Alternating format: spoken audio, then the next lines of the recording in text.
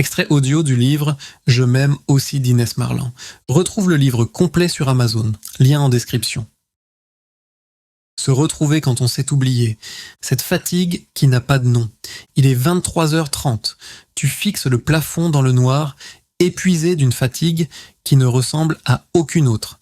Pas celle du travail qui laisse les muscles endoloris, mais l'esprit satisfait. Pas celle du sport qui brûle dans les poumons avant de libérer ses endorphines. Non, cette fatigue-là vient de plus profond. Elle s'est installée lentement, goutte après goutte, comme une fuite invisible qui vide ton réservoir intérieur. Ton partenaire respire paisiblement à côté de toi. Son souffle régulier contraste avec le chaos de tes pensées. Comment fait-il pour dormir si facilement? Pour ne pas sentir cette tension électrique qui vibre dans l'air? Tu envies presque cette inconscience, cette capacité à fermer les yeux sans que 1000 questions viennent danser derrière tes paupières. Peut-être que tu viens de raccrocher après une conversation où ta bouche a dit « oui ». Bien sûr, pas de problème, pendant que ton ventre se nouait. Tu connais cette sensation de trahison intérieure? Quand ta voix accepte ce que ton corps refuse. C'est comme si tu étais coupé en deux, la partie de toi qui sourit et acquiesce et celle qui hurle en silence. Ou alors tu repenses à cette journée, celle où tu as navigué entre les émotions des autres comme un petit bateau dans la tempête. Le stress de ton collègue qui t'a contaminé dès le matin. La tristesse de cet ami que tu as absorbé au déjeuner. La colère de ce client que tu as prise sur toi littéralement jusqu'à sentir ta poitrine se comprimer. Tu rentres chez toi avec les émotions de tout le monde sauf les tiennes. Où sont-elles passées d'ailleurs, tes émotions à toi? Cette impression d'être transparente dans ta propre vie, je la connais. Je l'ai vécue et j'ai accompagné des centaines de personnes qui la vivaient aussi. Des personnes brillantes, créatives, profondément aimantes, qui se perdaient à force de trop donner. Tu n'es pas seul dans cette fatigue particulière. Elle touche celles et ceux qui donnent leur cœur entier en amour jusqu'à ne plus savoir où commence l'autre et où elles finissent. J'ai rencontré Clara, 34 ans, qui pouvait décrire dans les moindres détails les goûts musicaux de son ex, ses peurs d'enfance, sa façon de prendre son café, mais qui restait muette quand je lui demandais ce qu'elle aimait, elle. Ressentent chaque émotion comme un raz-de-marée, puis s'envolent de ne pas avoir de bouton volume. Comme Mathieu qui m'a confié, les gens disent « ne le prends pas personnellement », mais moi, je prends tout dans mon corps. Une critique, c'est une lame. Un compliment, c'est une vague de chaleur. Je n'ai pas de mode tiède. Ils disent toujours oui par terreur du conflit, préférant s'effacer plutôt que risquer une once de désapprobation. Sophie me l'a décrit ainsi. C'est physique. Quand je sens qu'un non monte, ma gorge se serre. Mon cœur s'emballe. C'est plus facile de dire oui et de pleurer après, seul. Si ces mots résonnent en toi, si tu sens cette reconnaissance douloureuse qui monte, alors ce livre est pour toi, parce que tu fais partie de ces âmes hypersensibles qui traversent le monde à cœur ouvert, sans armure, et qui finissent épuisées de t'en ressentir. Pourquoi ce livre existe? Je ne vais pas te mentir. Je n'ai pas écrit ce livre depuis une position de surplomb, en thérapeute qui aurait tout résolu. Non, je l'ai écrit depuis mes propres tranchées émotionnelles, depuis ces nuits où j'ai moi aussi fixé ce plafond en me demandant pourquoi j'étais incapable de dire non à ma mère toxique, pourquoi je continuais à attirer des partenaires qui prenaient sans jamais donner, pourquoi je m'excusais d'exister. Il m'a fallu mes propres effondrements pour comprendre. Cette fois où, à 32 ans, je me suis retrouvé aux urgences avec ce que je croyais être une crise cardiaque. Le médecin m'a regardé avec cette compassion mêlée de lassitude qu'ils réservent aux anxieux. C'est une crise d'angoisse, madame. Vous devriez lever le pied. Lever le pied, mais de quoi? De ma propre vie. C'est là que j'ai compris que mon corps criait ce que ma voix n'osait pas dire. Que mon hypersensibilité, que j'avais toujours vécue comme une tare à cacher, était en fait ma boussole interne que j'avais passé des années à ignorer. En 10 ans de pratique clinique, j'ai accompagné plus de 500 personnes hypersensibles.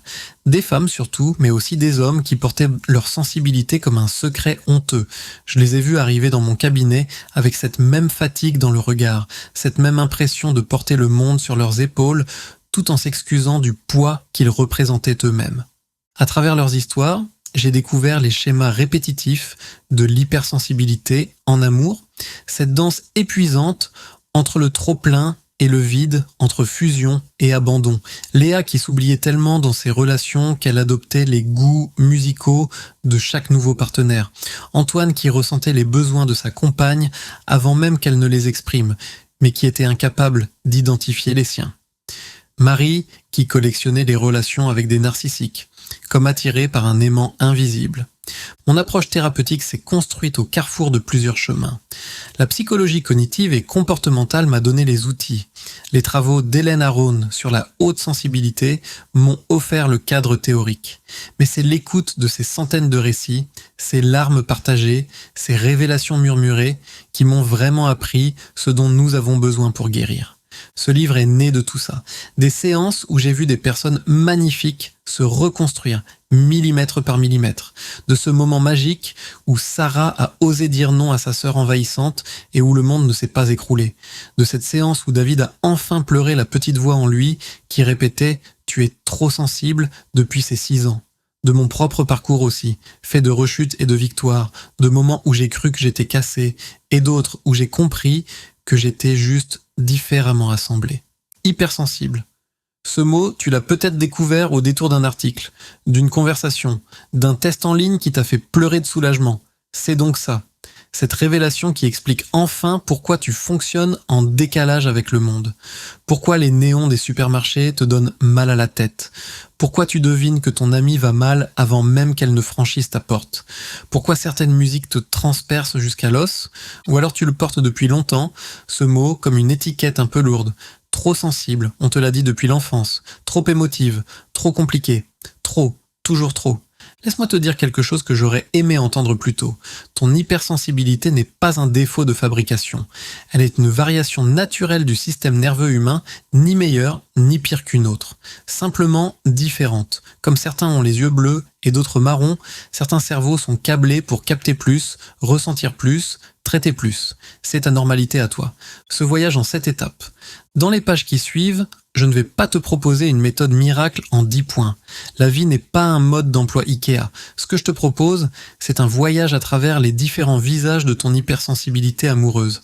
Un voyage où chaque étape révèle une facette de cette façon unique que tu as d'aimer et de souffrir.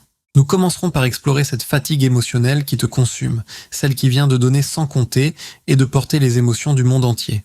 Tu découvriras pourquoi ton système nerveux s'épuise différemment et comment créer des pauses régénératrices. Nous plongerons ensuite dans cette culpabilité de ressentir si fort, cette honte secrète d'être trop. Ensemble, nous déconstruirons les messages toxiques qui t'ont fait croire que tes émotions étaient un problème. Nous observerons pourquoi tu acceptes l'inacceptable. Comment la peur de perdre l'amour te fait tolérer l'intolérable. Tu comprendras les mécanismes inconscients qui te poussent à dire oui quand tout en toi crie non. Nous examinerons comment tu deviens caméléon, t'adaptant à tous sauf à toi-même. Cette capacité extraordinaire à te fondre dans l'autre jusqu'à disparaître complètement. Nous écouterons ce que ton corps crie quand ta voix se tait. Ces maux de ventre avant les réunions de famille, ces migraines après les conflits évités, ton corps, ce messager fidèle que tu as appris à faire taire. Nous réveillerons cette part de toi qui veut être vue mais n'ose s'affirmer, celle qui a des opinions, des désirs, des limites, mais qui les range soigneusement dans un tiroir mental, pas maintenant, pas important.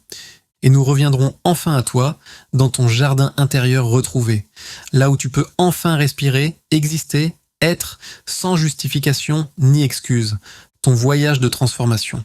Ce n'est pas un livre de promesses miraculeuses. Je ne vais pas te dire que demain tu seras une nouvelle personne.